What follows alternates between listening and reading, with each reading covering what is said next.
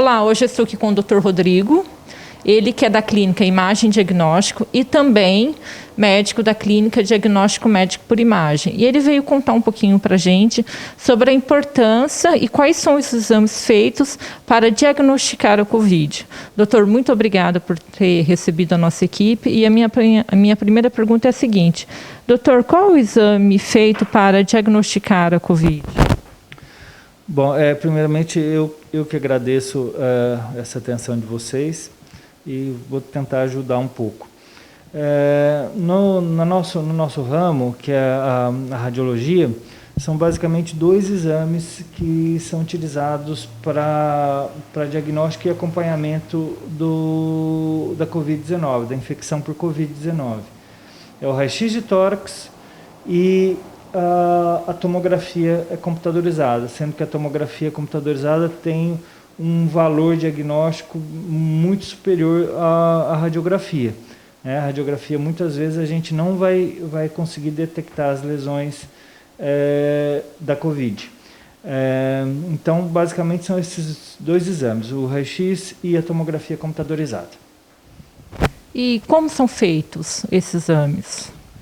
Os exames são bastante simples e rápidos. Vamos começar pela radiografia, que é a radiografia do tórax, que eu acho que muitos já tiveram a oportunidade de realizá-la. É um exame em que a pessoa fica em pé de frente para um módulo do equipamento e se faz o raio-x, que é questão de segundos.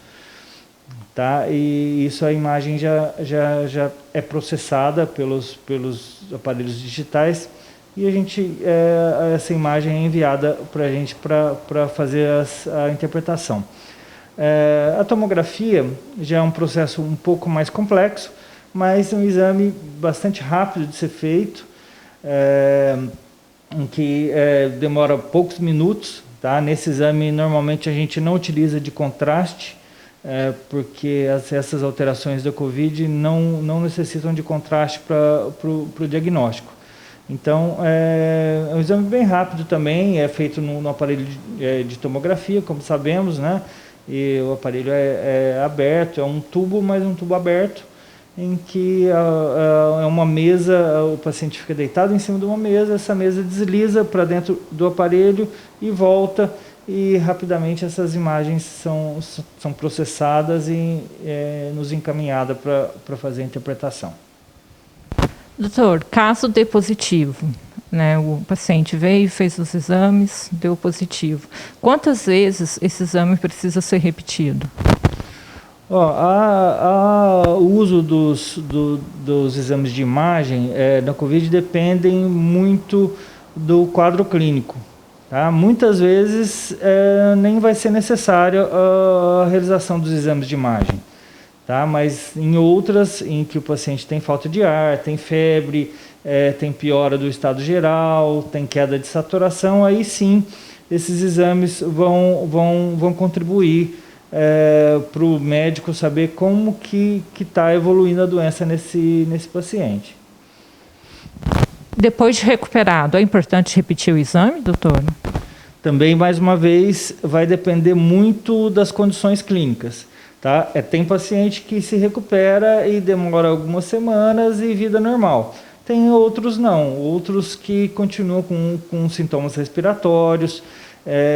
Então, nesses casos mais complicados, aí sim a tomografia, o raio-x, esses exames são solicitados pelo médico que tá assistindo esse paciente para avaliar se existe algum tipo de complicação no processo de reparação aí do pulmão.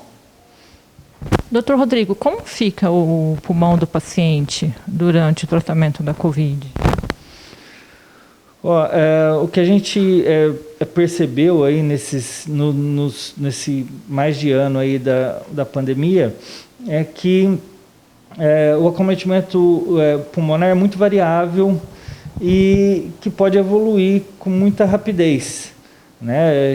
A gente já teve alguns casos de fazer um exame e fazer um exame num dia, ter uma porcentagem de acometimento do pulmão muito baixa e dentro de 2, 3 dias ter uma evolução muito drástica, né? Um acometimento muito extenso de mais de 70% dos pulmões. Isso acontece, não é a regra, mas a gente tem acompanhado alguns casos nesse sentido. Eu separei um caso recente em que tem um acometimento de pulmão bastante extenso, perto de 70%, 80%. Tá? Da extensão dos pulmões, eu vou mostrar para vocês aqui. Tá? Essa é uma tomografia computadorizada do tórax, né, em que a gente percebe toda essa parte mais branca aqui, nessas regiões, que são os pulmões. Essa parte mais branca são as regiões de pulmão acometido. Tá? E em que essas partes mais escuras é o parênquima do pulmão normal. Então a gente percebe que tem um acometimento muito extenso nesse caso, né? Então é mais ou menos assim que a gente vai ver as alterações pulmonares na COVID. Doutor, a gente está falando que o senhor mostrou nas imagens sobre o comprometimento da COVID, as pessoas têm dúvidas, por exemplo, o pulmão está comprometido com 30%, 40%, 50%. Por exemplo, o que isso significa? Por exemplo, 30% de repente salta para 50%. É comum isso durante a COVID? A gente tem que salientar que essa porcentagem de acometimento que a gente fala é uma porcentagem estimada. Tá? Não é exato.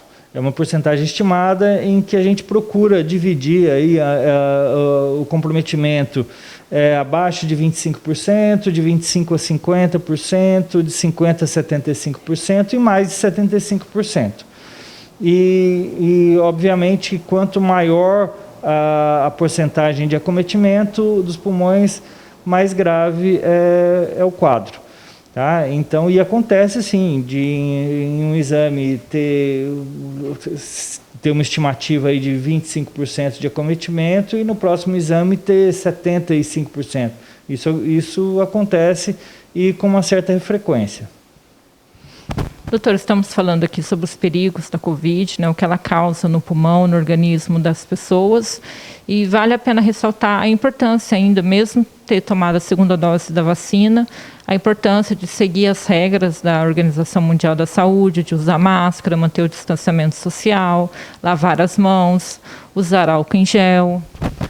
Não, sem dúvida, todas as recomendações precisam ser seguidas, que continuemos com todos esses fatores de proteção, porque a gente percebe que, mesmo com o avanço da vacinação, ainda as taxas de mortalidade pelo Covid, o número de mortes diários, aí a gente vê que ainda estão num número estratosférico, né? Essa semana ultrapassamos os 500 mil mortes no país. Então não dá para brincar, ainda não dá para baixar a guarda. A gente percebe que existe uma tendência de queda de número dos casos com o avanço da vacinação, mas em contrapartida também a gente vê casos de pacientes que foram vacinados e que ainda contraem o Covid. Então é um momento ainda delicado em que a gente precisa manter todos os parâmetros de proteção. Doutor, muito obrigada pelas explicações e mais uma vez por ter recebido a nossa equipe. Eu que agradeço, espero ter colaborado, ter ajudado aí a orientar as pessoas. Fernanda Arantes, para o Jornal da Direto.